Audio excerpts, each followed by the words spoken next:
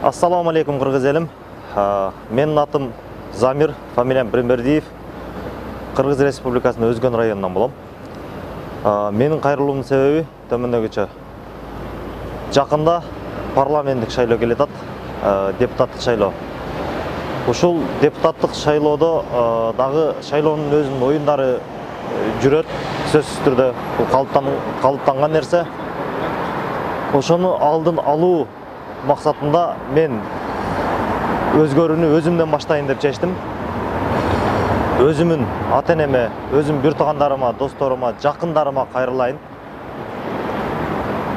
Болбогон 1000 сом, 2000 сом үчүн же болбосо чайханага чакырып 2 алым аш жештин максатын көздөбөй, арам акчага алданбай, өз укугуңуздарды туура колдонуп, өзүңүздөр каалаган Кыргызстанга салымын кошкон инсандарга добушуңуздарды бериңиздер суранам.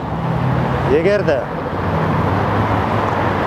шайлоого бара жаткан инсандардын 1000 сомуна, 2000 сомуна ушунчалык муктаж болсоңуздар,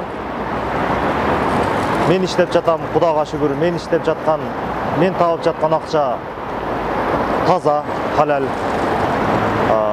арам акча эмес, өз пешене терим менен таап атам.